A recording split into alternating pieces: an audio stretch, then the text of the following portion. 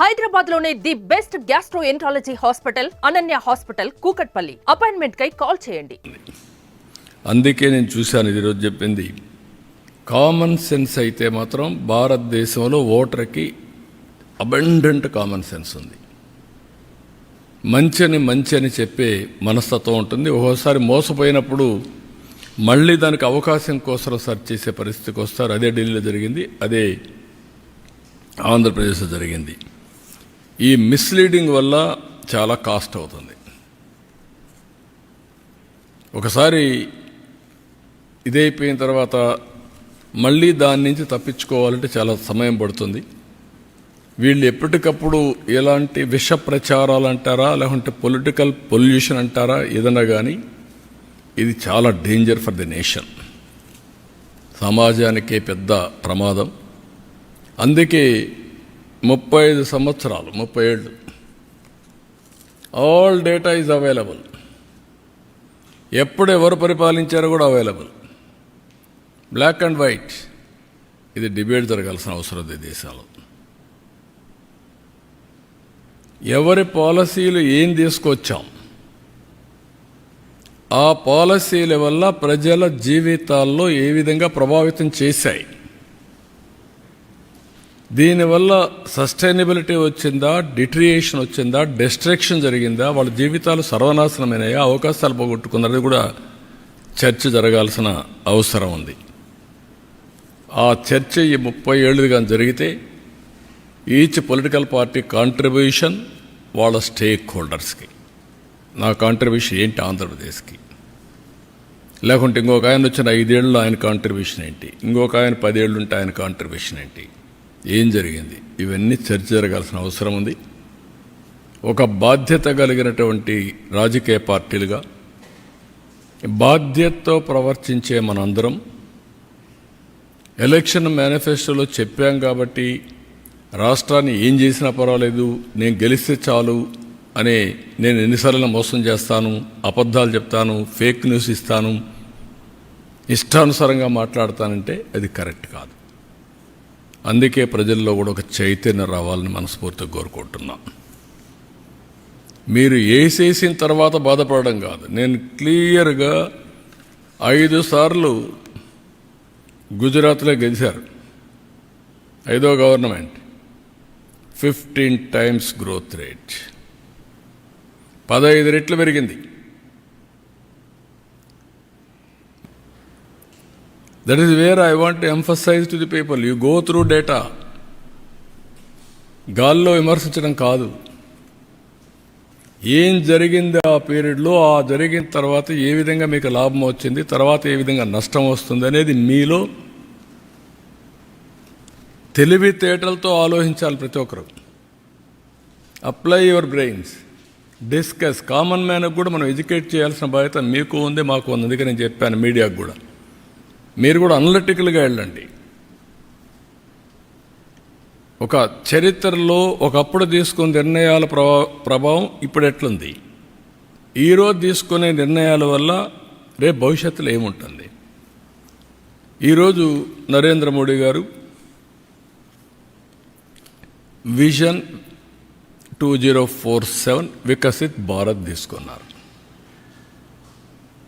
నేను వికసిత్ భారత్కు అనుసంధానం చేసుకుంటూ స్వర్ణ ఆంధ్రప్రదేశ్ తీసుకున్నా.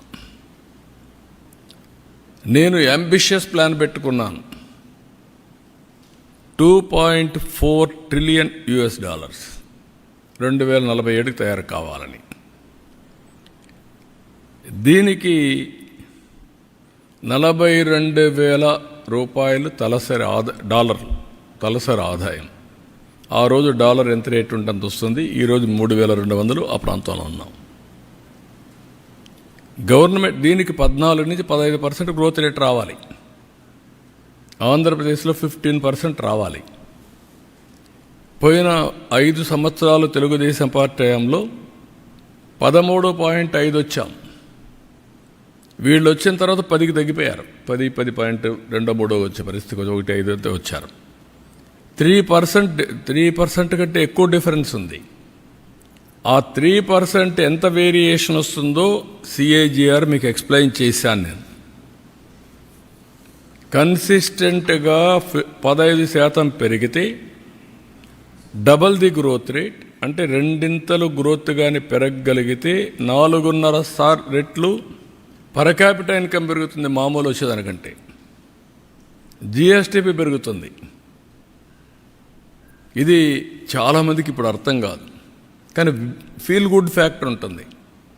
అందుకే మీరు చూసిన నన్ను అరెస్ట్ చేసినప్పుడు 60 దేశాల్లో డెమాన్స్ట్రేట్ చేశారు తప్పని.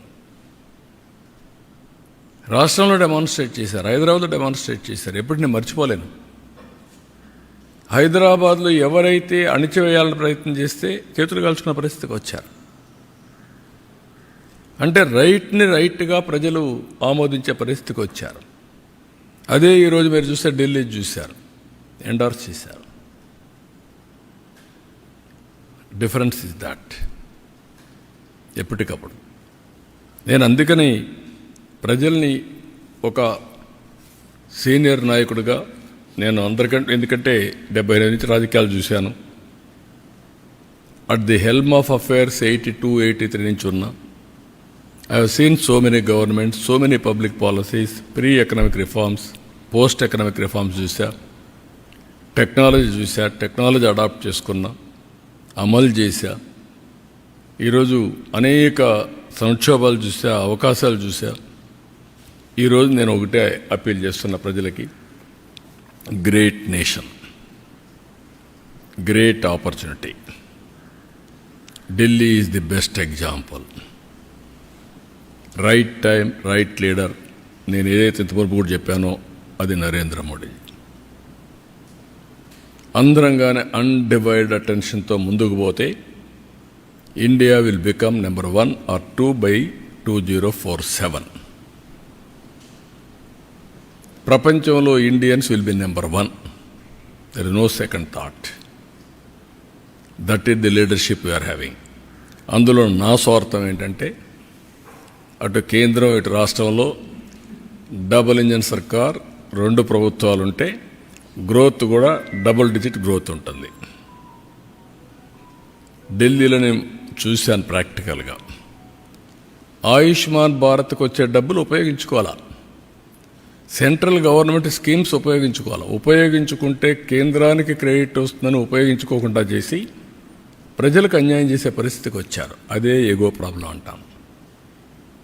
అలాంటివి ఇది చేసినప్పుడు సమస్య వస్తుంది. అందుకే నేను ఆలోచించేది, నరేంద్ర మోడీ గారు ప్రపంచంలో భారతీయులు నెంబర్ 1 చేస్తే నేను తెలుగు జాతిని ప్రపంచంలో నెంబర్ 1 చేయాలనుకుంటున్నా.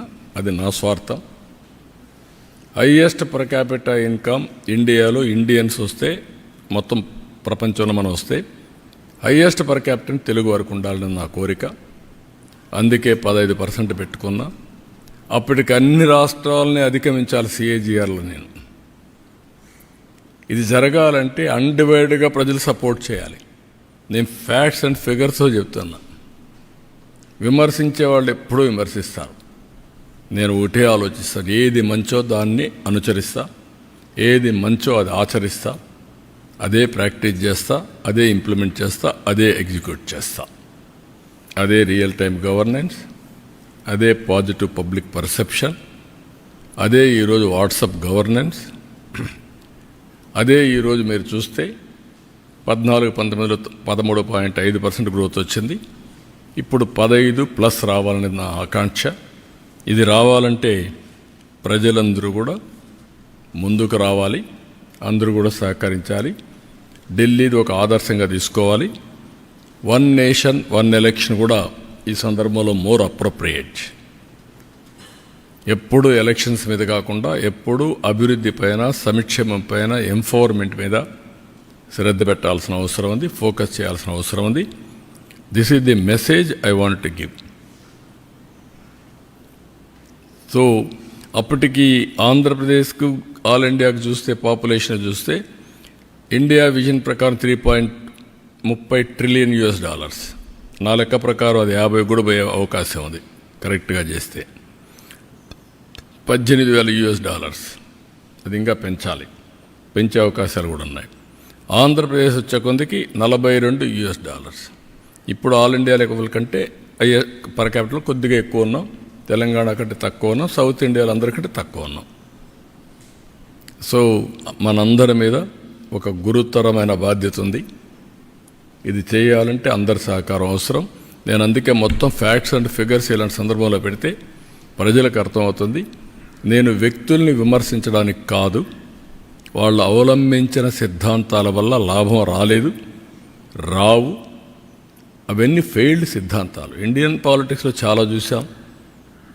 ఒకప్పుడు కమ్యూనిస్ట్ పార్టీలు చాలా బలంగా ఉన్నాయి, ఈరోజు ఆదరణ కోల్పోయారు.